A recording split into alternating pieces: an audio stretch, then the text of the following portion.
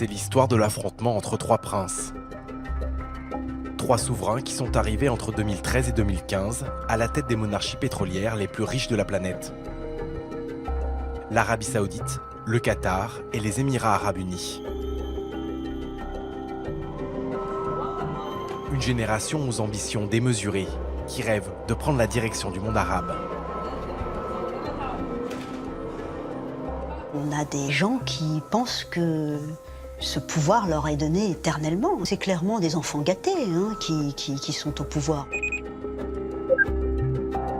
La rivalité entre ces trois hommes a plongé le Golfe dans une crise sans précédent. Le plus jeune a 33 ans. Mohammed Ben Salman, dit MBS, gouverne l'Arabie Saoudite. Son passe-temps préféré, les jeux vidéo de combat. Mohammed Ben Salman vit dans une sorte de monde parallèle, comme un jeu, où l'on peut tout contrôler avec une manette, avoir le droit de vie ou de mort.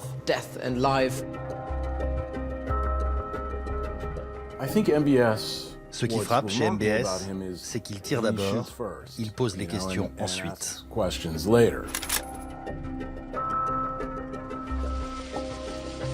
Accueilli comme un réformateur en Occident, l'homme fort de Riyad avait dévoilé sa brutalité dès son arrivée au pouvoir, en déclenchant une guerre sanglante au Yémen. Un conflit qui a déjà fait plusieurs dizaines de milliers de morts.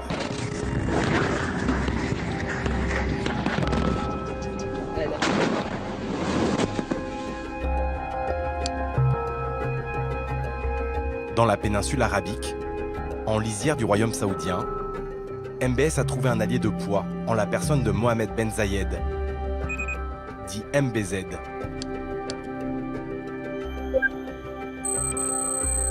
À 58 ans, le prince héritier d'Abu Dhabi dirige les Émirats Arabes Unis d'une main de fer. Mohammed Ben Zayed, c'est un militaire. Il réfléchit en militaire et il va faire de l'armée le moteur de son ascension. MBZ est paranoïaque. Il pense être entouré de gens en qui il ne peut pas avoir confiance.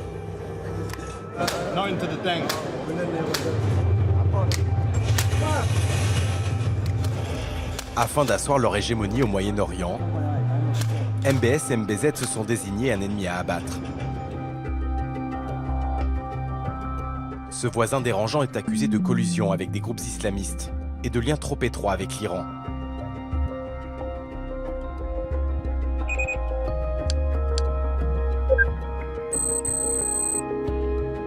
L'émir du Qatar, Tamim Al-Thani, est surtout coupable de faire de l'ombre aux deux autres, avec notamment l'organisation de la prochaine Coupe du Monde de football.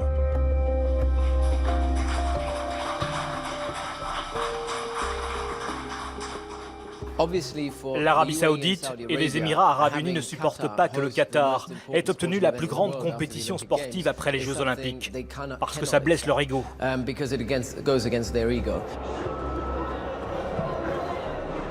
Les princes du Golfe se connaissent bien. Vous avez ce choc des ambitions qui explique en partie aussi la crise que l'on connaît entre le Qatar et certains de ses voisins. Dans le Golfe, critiquer les familles royales reste un crime de lèse-majesté, passible de prison, voire de la peine de mort. Plus personne ne s'y risque depuis que le journaliste et dissident saoudien, Jamal Khashoggi, a été assassiné à Istanbul, dans le consulat du royaume. Son tort, avoir osé s'attaquer publiquement à MBS, le prince héritier d'Arabie Saoudite. Aujourd'hui, seuls les observateurs étrangers peuvent raconter librement ces querelles personnelles qui deviennent des affaires d'État et bouleversent le jeu politique mondial.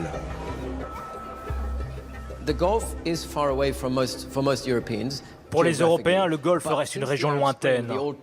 Mais avec les printemps arabes et la chute des dirigeants égyptiens, syriens, libyens et aussi l'Irak qui s'est effondré, les nouvelles puissances du monde arabe se trouvent désormais dans le Golfe.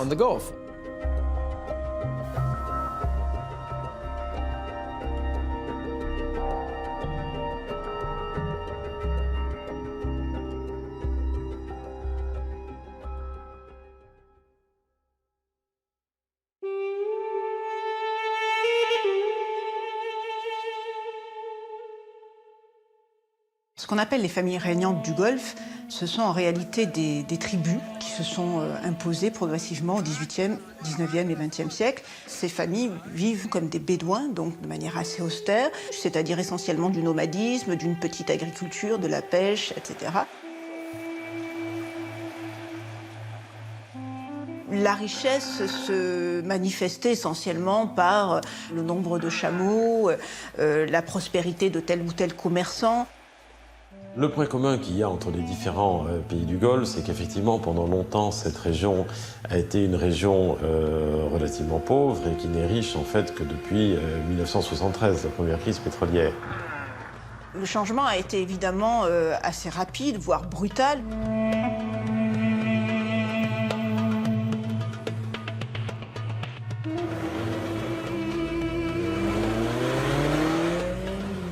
Les nouveaux dirigeants qui s'affirment dans les années 2010 représentent en effet un changement de génération. Ils n'ont pas connu la vie âpre du désert comme l'ont connu leurs pères. Ils sont nés dans une certaine opulence. Dans cette folie des grandeurs, le prince héritier d'Arabie Saoudite aurait acheté le tableau le plus cher du monde. Le Salvator Mundi, attribué à Léonard de Vinci. $400 million is the bid, and the piece is sold. Un cadeau pour son ami et allié, Mohamed Ben Zayed, le prince d'Abu Dhabi qui s'est offert un musée du Louvre, dessiné par Jean Nouvel.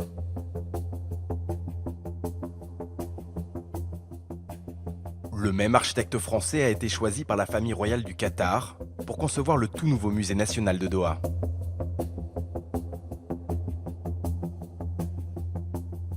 Il y a une sorte de politique de surenchère qui se met en place. Alors quel est l'émirat qui va investir le plus, par exemple dans les musées ou dans la culture? Une rivalité entre ces émirats pour savoir qui finalement est le plus engagé dans l'effort de modernisation.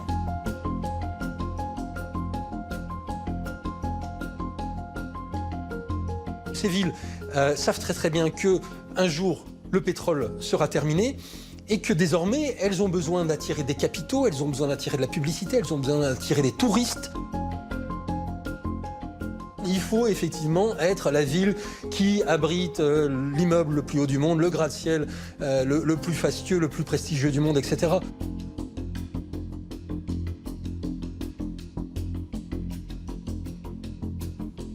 Il y a évidemment dans cette course au gigantisme une part d'enfantillage. On a affaire à des souverains qui sont animés d'un besoin de puissance, qui sont traversés par l'hubris, cette espèce d'orgueil. Et pour attirer les projecteurs, un pays aussi petit qu'immensément riche dépense sans compter.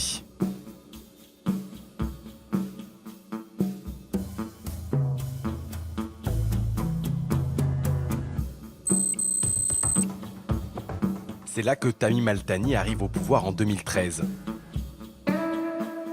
Ce passionné de sport hérite à 33 ans de l'organisation de la compétition de foot la plus regardée au monde. We are very proud that we're going to be hosting the World Cup in 2022. This World Cup is for all the Arabs, not for Qatar. If it was for Qatar, it will not be successful. We said that this whole World Cup is for all the Arabs, and that's why we're successful. It's a big challenge.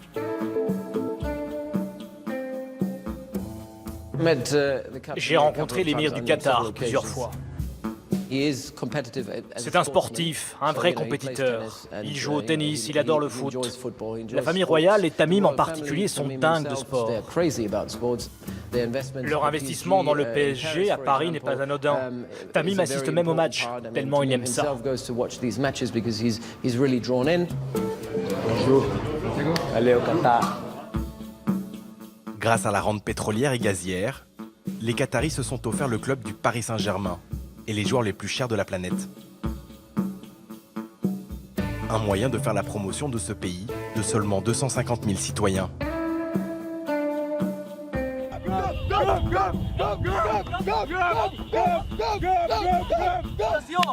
Merci mon frère. Merci beaucoup mon frère. Le sport pour les Qataris, c'est un vecteur de rayonnement imparable. Tout le monde aime le sport. Le sport est diffusé 24 heures sur 24 sur toutes les télévisions, dans tous les pays du monde. Donc investir dans le sport, c'est investir dans la visibilité. C'est un formidable accélérateur de notoriété. النموذج الاقتصادي الذي نقدمه وما يحيط به من ثراء رياضي وثقافي هو في رأينا أفضل مؤشر على النمو الصحي لأية دولة. Dans les rues de Doha, ces choix ne se discutent pas. Personne n'évoque les scandales qui accompagnent cette diplomatie sportive. Les accusations de corruption ou les nombreuses morts de travailleurs sur les chantiers du mondial.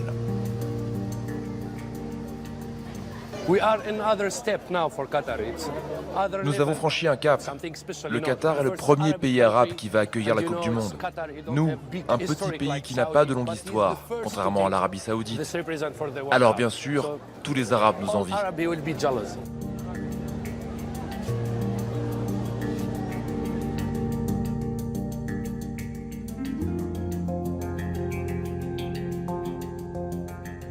Le fait que le Qatar est le premier pays arabe à obtenir le mondial a montré qu'effectivement les Qataris avaient ce fameux sens des opportunités que d'autres auraient pu avoir. Je veux dire, les Émirats arabes unis avaient des moyens de le faire également, mais c'est le Qatar qui l'a réalisé. Donc que ceci ait été perçu par d'autres pays comme étant c'est encore le petit qui joue dans la cour des grands, c'est un fait. À la fin de la dernière Coupe du Monde, un journal saoudien a eu ce titre extrêmement révélateur. La Coupe du Monde 2018 est terminée. À bientôt pour la Coupe du Monde 2026.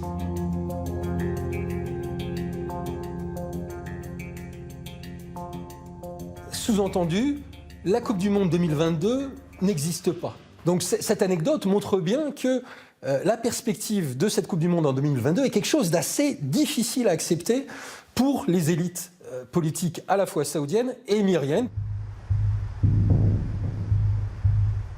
Les dirigeants des pays voisins ne supportent plus de devoir regarder les matchs sur les chaînes qataries.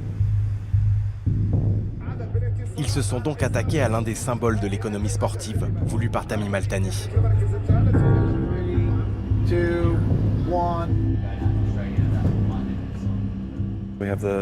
Nous avons l'exclusivité des 5 grands championnats européens. La Coupe d'Afrique des Nations, les JO, les droits FIFA et UEFA, le plus large portefeuille de droits de diffusion au monde. Et tout d'un coup, apparaît sur un canal fantôme une chaîne dont personne n'a entendu parler jusque-là, qui s'appelle Be Out Q.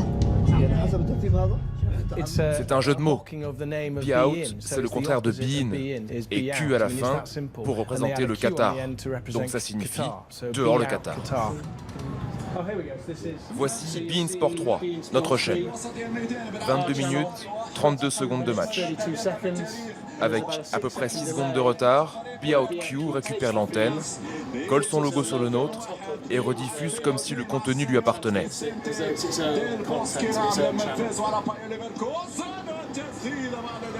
La NBA, la finale du Super Bowl, tous les sports imaginables sont piratés.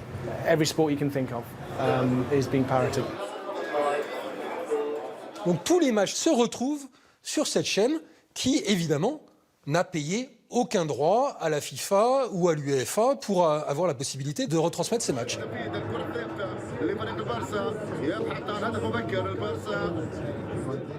Là, c'est une publicité qui se moque de Be In Sport. Elle montre les bureaux de Be In avec une foule qui manifeste devant. À l'intérieur, vous voyez une caricature d'un dirigeant de Be In Sport, un nabab entouré de billets de banque.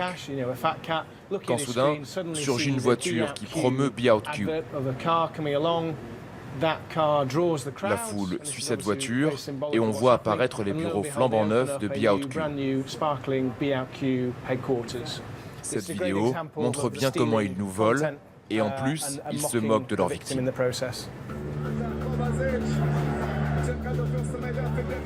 ne sait pas exactement qui est derrière, mais ce sont des Saoudiens. Le piratage vient d'Arabie Saoudite. Ils vendent des publicités en monnaie saoudienne.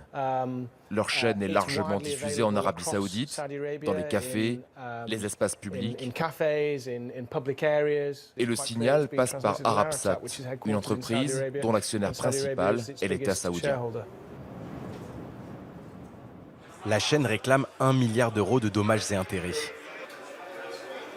En parallèle, le Qatar a porté plainte devant l'Organisation mondiale du commerce. Les championnats européens ont tous porté plainte en disant il faut que ça s'arrête. Mais les Saoudiens et les Émiriens n'en ont rien à faire.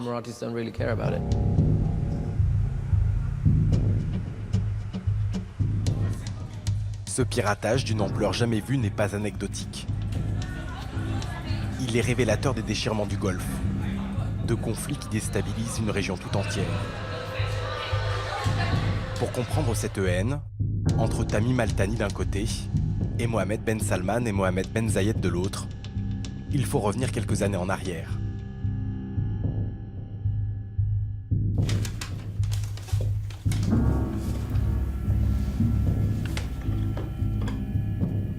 Le vrai point de rupture dans la région, ça a été les printemps arabes.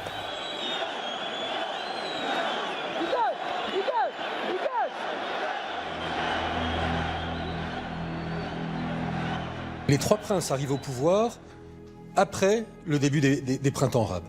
Tamim Al-Thani en 2013, Mohammed Ben Zayed en 2014 et Mohammed Ben Salman en 2015.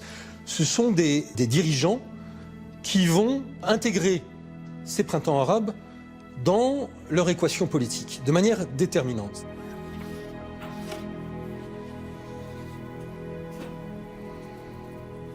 Quand le printemps arabe commence, les trois pays, l'Arabie Saoudite, le Qatar et les Émirats, le premier réflexe des dirigeants, ça a été d'augmenter les salaires de tous les fonctionnaires.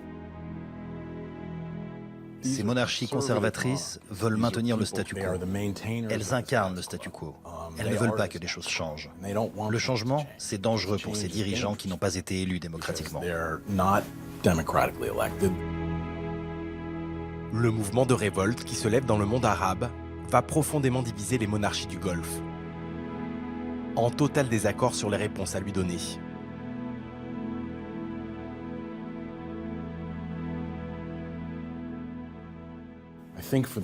Certains monarques du Golfe, MBS et MBZ notamment, ont été horrifiés par le printemps arabe. Ils se sont dit, on va être les prochains, il faut qu'on réagisse.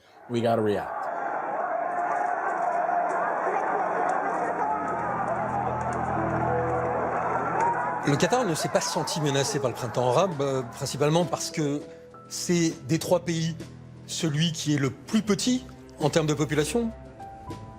Il n'y a pas de place pour une opposition organisée.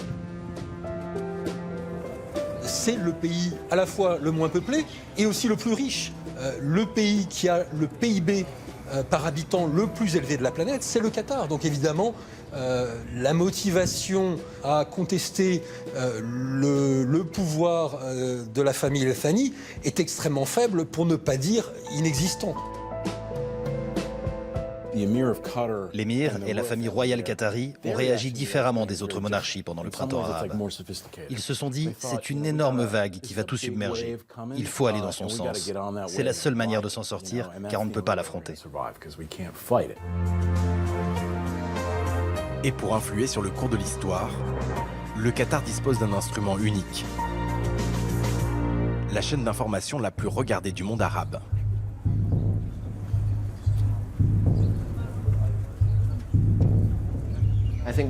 Sans Al Jazeera, le printemps arabe ne se serait pas propagé aussi facilement.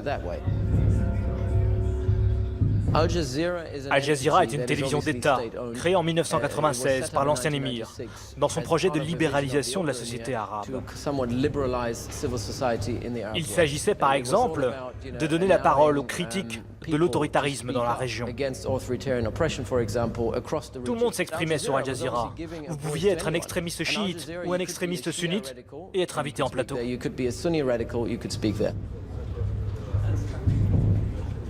الضباط والجنود الذين يستطيعون أن يقتلوا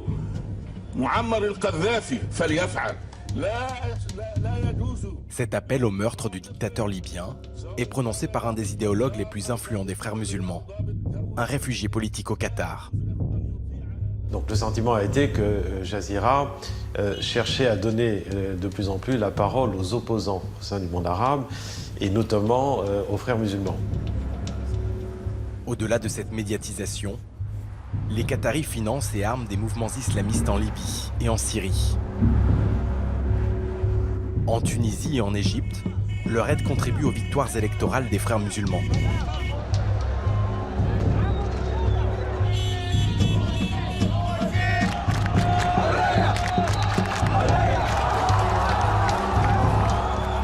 Saoudiens et Émiriens voient leurs pires ennemis accéder au pouvoir et vont tout faire pour les renverser.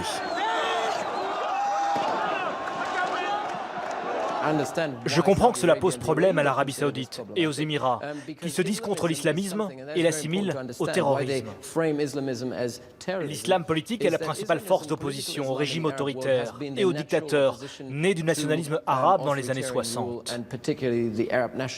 Et donc, endiguer l'islam politique et l'islamisme est la priorité absolue de MBZ et MBS, car ce sont des forces qu'ils ne contrôlent pas.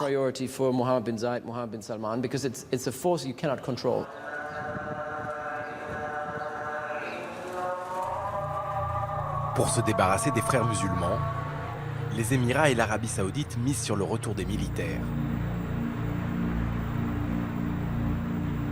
En Égypte, ils choisissent le général Sissi et lui garantissent un soutien financier. Sous ses ordres, l'armée organise un coup d'État qui finit dans un bain de sang.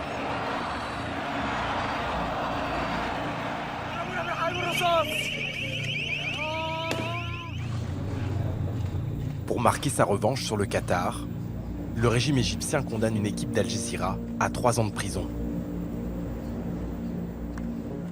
Et c'est comme ça que les clivages se sont exacerbés au sein de la péninsule, entre Qatar et l'Arabie Saoudite et les Émirats Arabes Unis.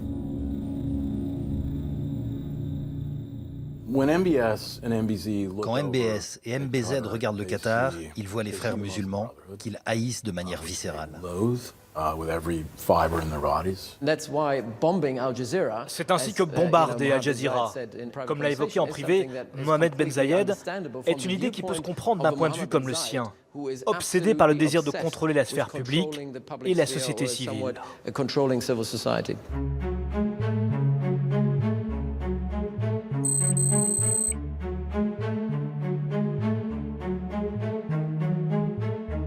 Aux Émirats Arabes Unis, on assiste à la concentration extrême des pouvoirs entre les mains du prince héritier d'Abu Dhabi, qui a mis au pas tous ses frères.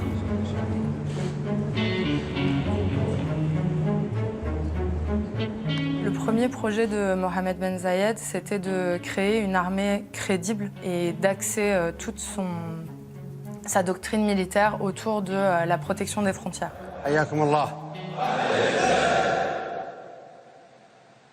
أنا جدا سعيد اليوم بوجودي معاكم يا إخوان. الدول مو بلأنها 10 مليون ولا 100 مليون ولا 1000. الدول بالإرادة يا عيالي.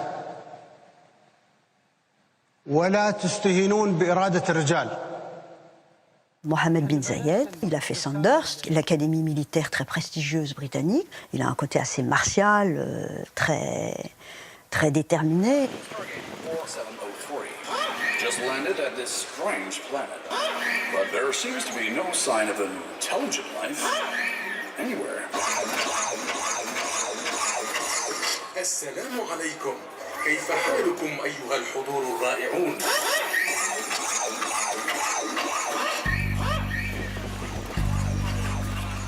Fasciné par les nouvelles technologies militaires, Mohamed Ben Zayed organise tous les 2 ans un salon devenu la plus importante foire aux armements de la planète.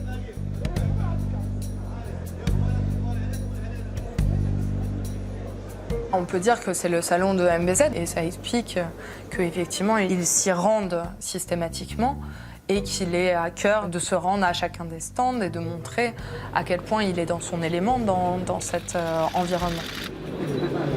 Je vais vous présenter mon fils. Parce que je suis venu avec des enfants. L'année dernière, on m'a présenté votre famille.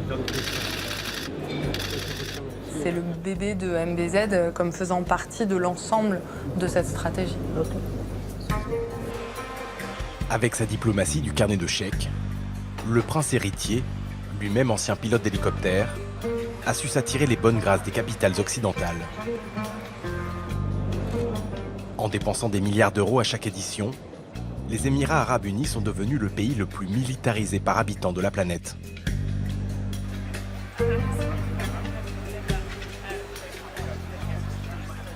Aux Émirats, on compte un char de combat pour 2100 personnes. En France, on a un char de combat pour 250 000 personnes. Un arsenal que le prince aime exhiber dans des démonstrations de force. L'objectif est d'impressionner les états-majors du monde entier.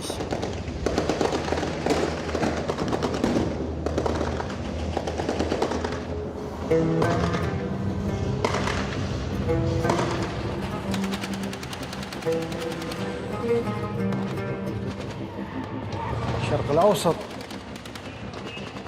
منطقة فيها كثير من الأحداث تحاول دائما ترسل رسالة إيجابية للعالم. الشرق الأوسط ممكن يطلع منها خير ونحن موجودين.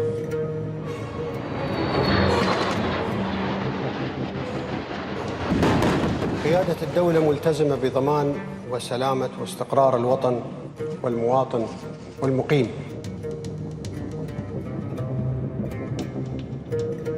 On voit le vrai visage d'MBZ en tant que prince qui veut rayonner par-delà les frontières et veut devenir un leader charismatique au sein du monde arabo-musulman. Ce que certains appellent le souhait de créer la nouvelle Sparte du Moyen-Orient, c'est-à-dire c'est une façon de se faire respecter dans la région.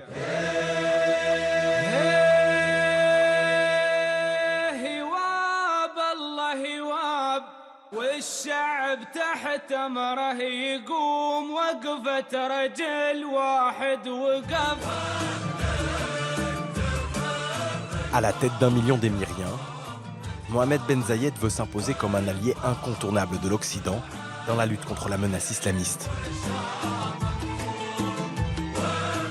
Dans ce jeu de séduction, il peut s'appuyer sur la vitrine de paradis fiscal et touristique des Émirats arabes unis. Une image notamment construite autour de Dubaï, ses îles artificielles, ses hôtels de luxe et sa tolérance en matière de mœurs.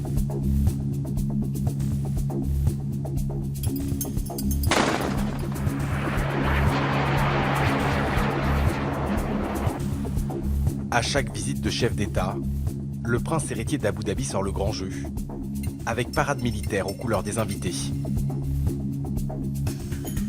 Sous couvert de modernité, de libéralisme, Mohamed Ben Zayed a reçu en grande pompe le pape. Donc c'est la première fois qu'un pays de la péninsule arabique accueille sa sainteté le pape.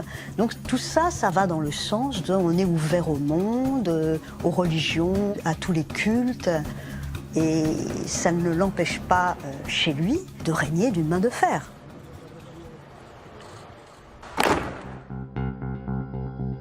Aussi ambitieux soit-il, MBZ sait que son pays trop petit ne peut jouer dans la cour des grands. Il a besoin d'un allié, et il va le trouver en Arabie Saoudite.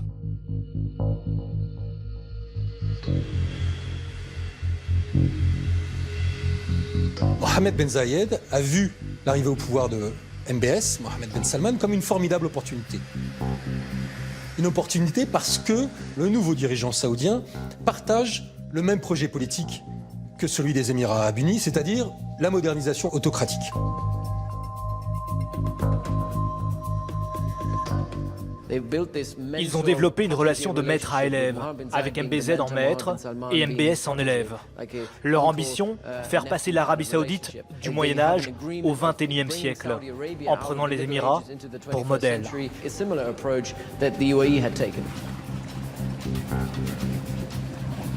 On en finit avec les scléroses saoudiennes, on réduit la place de la religion dans la société et on modernise les structures économiques du pays.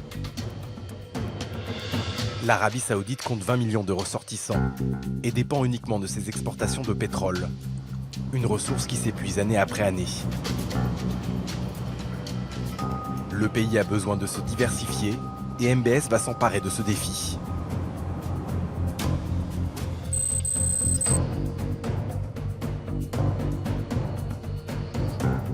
C'est un grand costaud, dynamique. Quand il rentre dans une pièce, tout le monde se retourne. Et il est extrêmement ambitieux.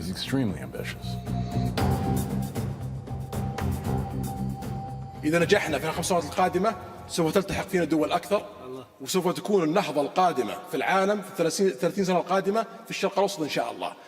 هذه حرب السعوديين، هذه حربي اللي أخوضها شخصيا، ولا أريد أن أفارق الحياة إلا وأرى الشرق الأوسط في مقدمة مصاف العالم، وأعتقد أن هذا الهدف سوف يتحقق 100%. الله يعطيك طول العمر يا سيدي.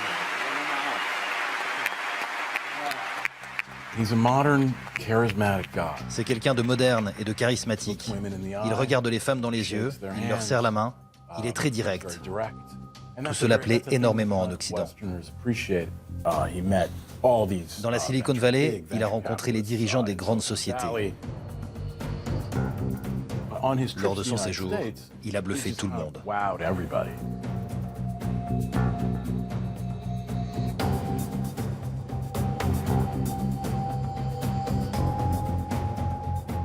Et pourtant, rien ne prédestinait MBS à gouverner l'Arabie Saoudite. En 2015, son père Salman devient roi à l'âge de 79 ans. C'est l'un des derniers fils vivants d'Ibn Saoud, le fondateur de l'État saoudien. Et pour la première fois depuis 60 ans, le pouvoir va se transmettre à une nouvelle génération. MBS est le fils préféré, et dans l'ombre, il va éclipser tous ses concurrents.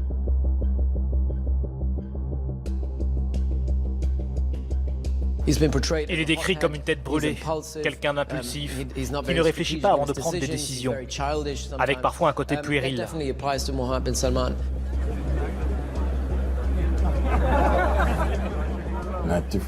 Ça le différencie de ses prédécesseurs, qui étaient des vieux somnolents, à l'air détaché, ou des autres membres de la famille installés à Monte-Carlo ou des villes du même style. Lui, c'est un local, un jeune qui aime les jeux vidéo. Et ça, tous les Saoudiens le comprennent.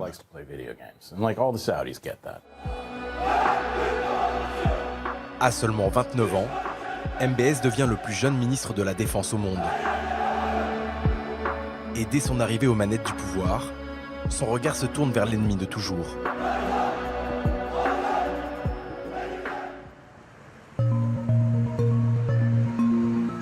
Les Saoudiens, pour eux, la menace existentielle dans la région, c'est l'Iran. احنا هدف رئيسي للنظام الايراني، الوصول لقبلة المسلمين هدف رئيسي للنظام الايراني، لن ننتظر حتى تصبح المعركة في السعودية، بل سوف نعمل لكي تكون معركة لديهم في ايران وليس في السعودية.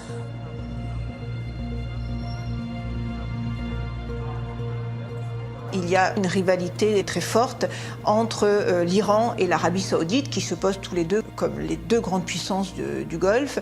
Ce qui dérange énormément l'Arabie Saoudite, c'est effectivement l'expansionnisme d'un chiisme révolutionnaire. Ils se sentent totalement encerclés par l'Iran qui est très présent en Irak, au Liban, en Syrie. Et évidemment avec les Houthis au Yémen. C'est le Moyen-Orient. Tout le monde influence tout le monde. Pour les Saoudiens, les Houthis et les Iraniens, c'est la même chose. En fait, c'est plus complexe. Début 2015, MBS prend ses fonctions de chef des armées. Pendant ce temps-là, au Yémen, les Houthis, une milice locale chiite et pro-iranienne, s'emparent de Sanaa, la capitale.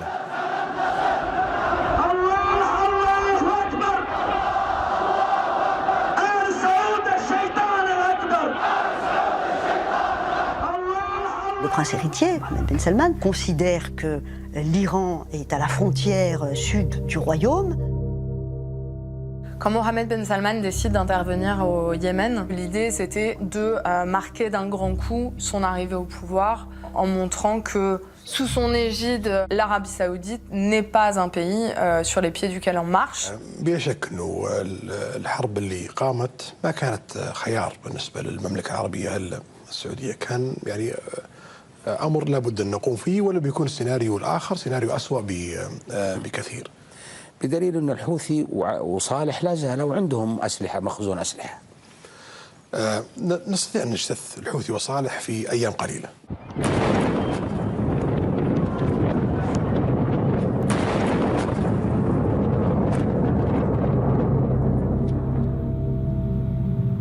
Dans cette guerre annoncée comme éclair, MBS peut compter sur le soutien de son allié, MBZ, et de son armée suréquipée.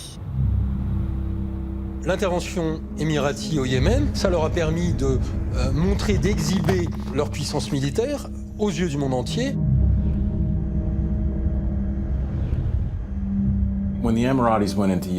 Le débarquement des Émiriens au Yémen a beaucoup impressionné. Même au Pentagone, ils étaient surpris, en mode « Waouh, ils y ont été, pas mal. Peut-être que ça va pas tourner si mal. » Je pense qu'ils ont vite changé d'avis.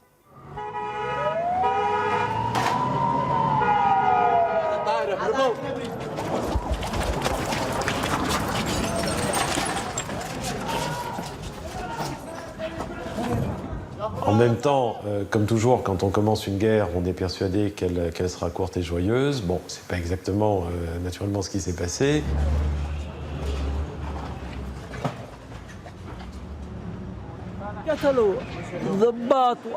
Ils tuent des soldats, des civils, des policiers, des gens du peuple. Ils visent des universités. Le régime saoudien tue des étudiants. Ce sont eux les terroristes. Ils peuvent bombarder Sanaa jusqu'à faire jaillir du pétrole. On ne se rendra jamais.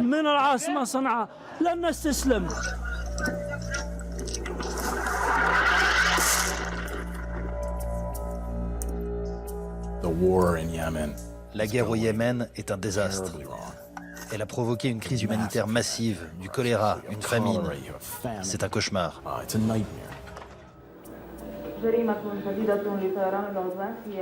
Et c'est inextricable quand même, c'est un bourbier, c'est un peu le Vietnam des Saoudiens, hein. C'est avec leur allié émirati.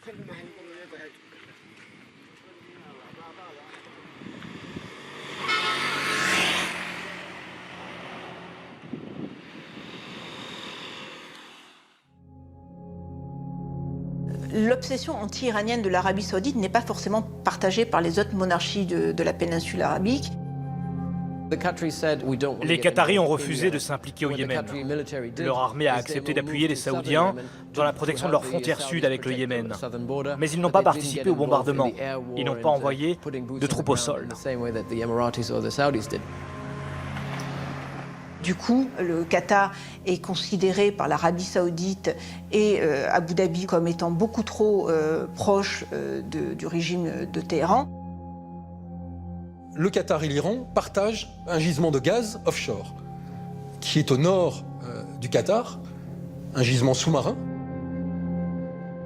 Et inévitablement, cela nécessite une forme de coordination avec l'Iran.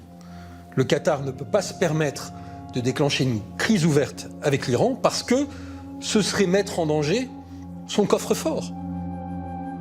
Leur relation avec l'Iran est pragmatique. La base du Qatar, ce sont ses ressources en énergie.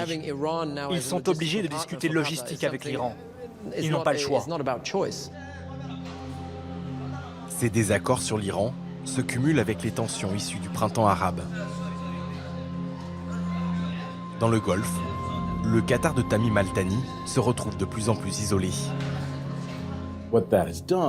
Tout cela oppose le Qatar de manière frontale à MBS et MBZ. Cet antagonisme va provoquer une crise profonde entre les monarques de la région.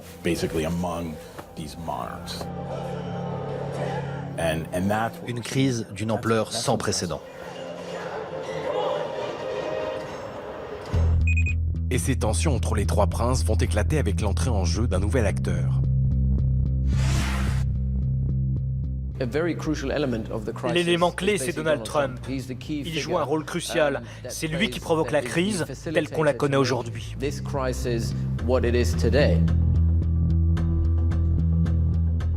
Les liens entre Donald Trump et le camp pro-saoudien, il y a des liens économiques. On sait que Donald Trump a un golf aux Émirats Arabes Unis. Beaucoup de membres de l'équipe de campagne de Trump avaient investi aux Émirats. Donc MBZ possédait déjà un carnet d'adresses bien fourni.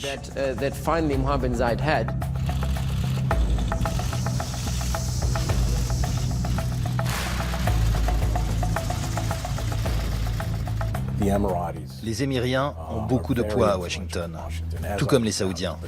Et là-bas, ils travaillent main dans la main. Les Émirats Arabes Unis ont eu cette intuition assez remarquable que Donald Trump était un homme avec une culture géopolitique plutôt sommaire et qu'il y avait une possibilité pour eux de modeler sa vision de la région. Beaucoup de cercles de réflexion, de cabinets d'analyse géopolitique aux États-Unis ont reçu de l'argent des Émirats Arabes Unis pour donc influencer, peser sur les options, sur les orientations de la Maison-Blanche et de Donald Trump. A man that I've known, very special person, highly respected, and loves his country. I can tell you that, loves his country. And I think loves the United States, which to us is very important. Thank you very much for coming. It's my honor to be here. Thank you, sir. Sur le Moyen-Orient, Trump était très flou. Il n'avait pas de programme précis. MBZ a perçu une opportunité d'influencer la politique américaine au Moyen-Orient et envers le Qatar. À Washington, les lobbies émiriens et saoudiens ciblent dans l'entourage du président un homme en particulier. Le lien entre les États-Unis et l'Arabie Saoudite, c'est Jared Kushner. Jared Kushner, c'est le gendre de Donald Trump, un trentenaire totalement inexpérimenté dans les affaires proche-orientales. C'est l'allié objectif de MBS et d'MBZ. Hein. C'est vraiment l'équipe infernale.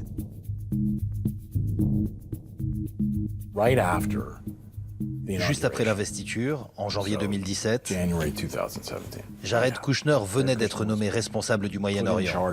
Voilà, c'est ton portefeuille. Alors, Jared prend une carte du Moyen-Orient, l'étale sur la table et se demande où on en est au Moyen-Orient. Qu'est-ce qui se passe? L'Irak, le Liban, la Syrie, on les a perdus. L'Iran les tient. C'est qui nos amis? Avec les pays de la région, les partenaires traditionnels ont toujours été notamment l'Arabie Saoudite et les Émirats Arabes Unis. Ils décident de tout faire pour renforcer ces deux piliers et s'en prendre à l'Iran. L'ensemble de leur stratégie au Moyen-Orient se résume à cela, taper sur l'Iran. Et c'était exactement ce que MBS et MBZ désiraient, plus que tout au monde.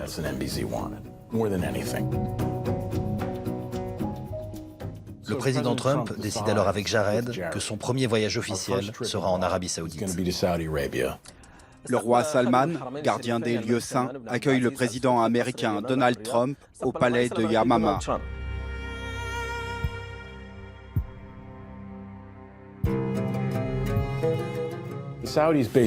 Les Saoudiens ouvrent le carnet de chèques et sortent le grand jeu.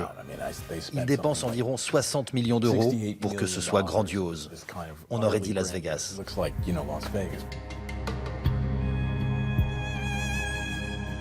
Une visite pleine de pompe, de solennité, avec un tapis rouge déroulé sous les pieds du président de la première puissance mondiale, une illumination de la façade du Ritz-Carlton où était hébergée la délégation américaine avec le drapeau américain, le drapeau saoudien.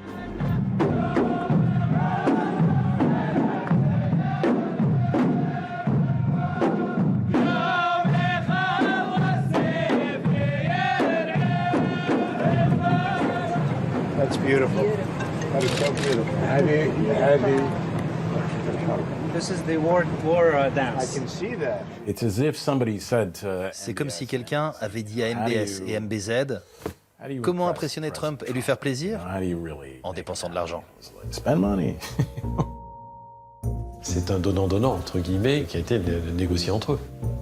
Le président Trump ne l'a pas dissimulé en présentant même des panneaux avec les faisant ses courses. Some of the things that have been approved and are currently under construction and will be delivered to Saudi Arabia very soon, and that's for their protection. But if you look in terms of dollars, $3 billion, $533 million, $525 million, that's peanuts for you. Should have increased it. Il y a quelque chose d'un peu obscène, un peu outrancier dans cette scène, mais elle en dit long sur la conception extrêmement marchande que Trump a de la diplomatie. That's why we are here today, to be sure that we've tackled all the opportunities and achieve it, and also get rid of all the threats facing our both countries and the whole world. So I'm very glad to be here today. Thank you, Mr. President. La teneur de leur discussion à l'époque, c'était « Le Qatar est un problème. Il finance des groupes que nous n'aimons pas et ils sont proches de l'Iran. Nous n'apprécions pas cela, et vous non plus. Alors qu'est-ce qu'on fait ?» Trump, pas très au fait de ce qui se passait, aurait répondu « Si vous pouvez régler le problème, allez-y ». Et cette réponse, aussi vague soit-elle, a été perçue par MBS et MBZ comme un feu vert pour passer à l'action contre le Qatar.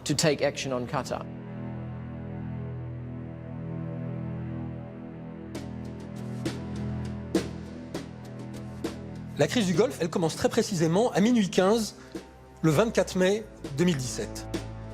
À ce moment-là, un article apparaît sur le site de l'agence de presse officielle qatari, la Qatar News Agency, QNA, et l'article dit que l'émir Tamim Al Thani, lors d'une réunion de remise de diplôme à des élèves officiers, aurait prononcé des paroles très en rupture avec le bon ton diplomatique dans le Golfe.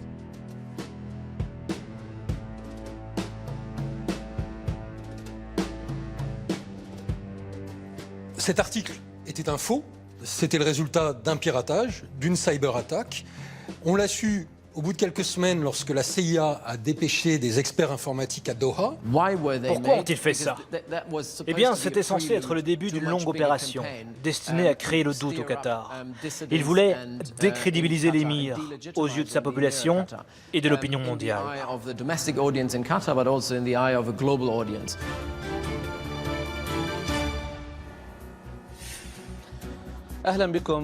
Bienvenue dans notre journal du soir consacré à l'analyse des propos de l'émir du Qatar, le cheikh Tamim Al Thani.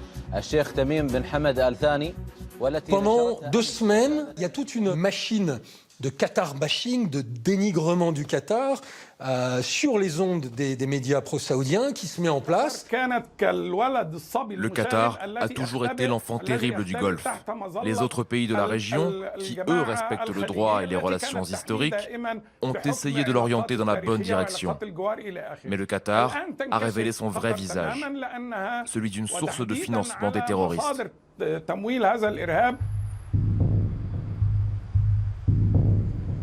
La pression va monter, et puis, le 5 juin, rupture des relations diplomatiques et économiques contre le Qatar.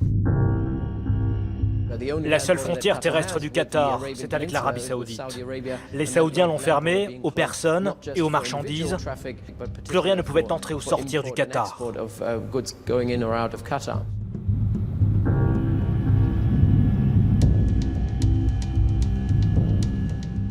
Les Émiriens et les Saoudiens ont aussi interdit leur espace aérien aux avions qataris. Et les bateaux en direction ou en provenance du Qatar ne peuvent plus accoster aujourd'hui aux Émirats.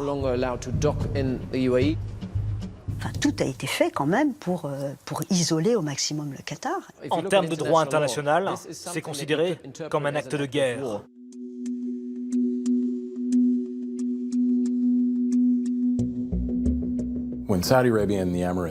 Quand les Saoudiens et les Émiriens ont mis en place le blocus, je peux vous assurer qu'au Pentagone, beaucoup ont craint que ce ne soit le prélude à une invasion, qu'ils allaient déclencher une guerre. Le problème, le drame, c'est qu'à l'époque, Trump a beaucoup soutenu l'Arabie Saoudite et les Émirats Arabes Unis dans ses accusations.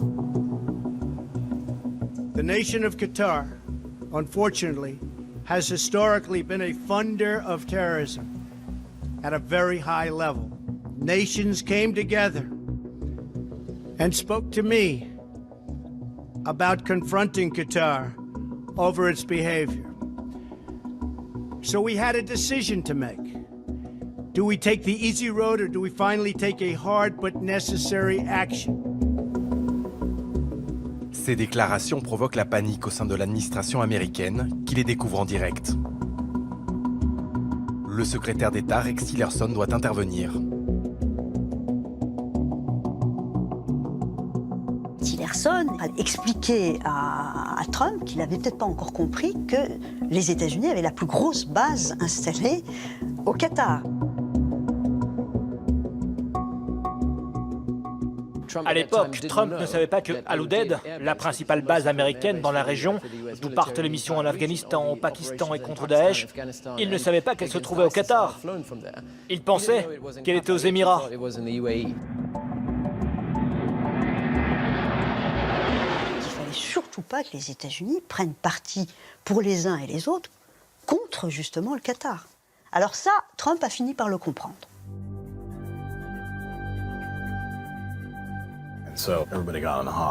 Tout le monde s'est mis à appeler les princes pour leur dire de se calmer. Les mots exacts qu'on m'a rapportés, c'est qu'on a appelé les Saoudiens, on a appelé MBS pour lui dire « Ce n'est pas le moment de déclencher une guerre ».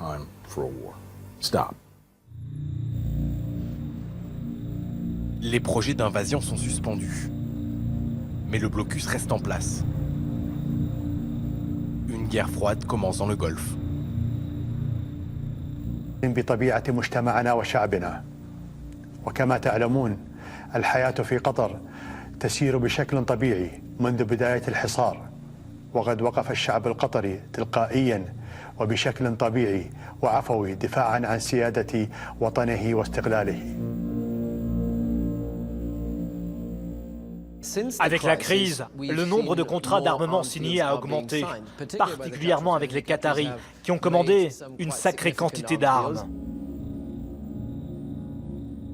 Il a acheté des bâtiments de guerre, des chasseurs-bombardiers, en nombre tellement important qu'aujourd'hui, le Qatar dispose d'une flotte aérienne totalement disproportionnée par rapport au nombre de pilotes de chasse dont il dispose. Tamim triomphe à tous les niveaux, là, pour le coup.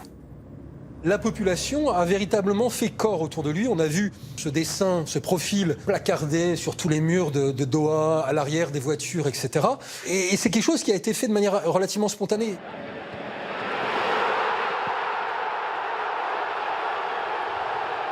Cet embargo a fait de lui une vraie figure nationale, un homme d'État. Donc ça, c'est un échec cuisant pour Abu Dhabi et Riyad, quand même. Dans le rôle de la victime, Tamim Al-Thani ressort grandi de la crise. L'émir s'y engage. Ni l'embargo, ni les accusations d'exploitation des travailleurs n'empêcheront la tenue de la Coupe du Monde en 2022.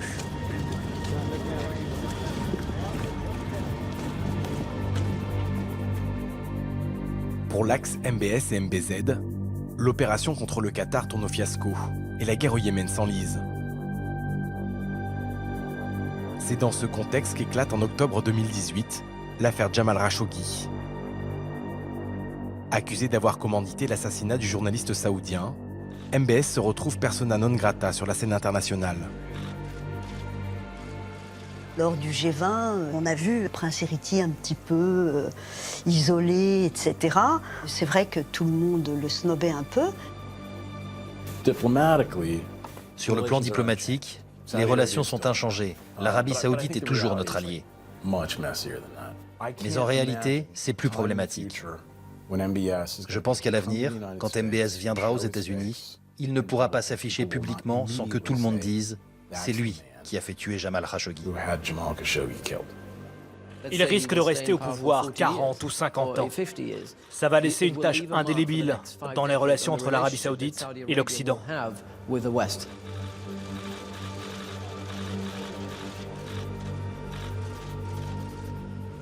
quand tout à coup, Vladimir Poutine est arrivé et a fait ce fameux top-là à MBS. Ça a été très, très, très populaire en Arabie Saoudite. Il y a une très, très bonne relation entre la Russie de Poutine et l'Arabie du roi Salman et les Émirats arabes unis de MBZ. Hein.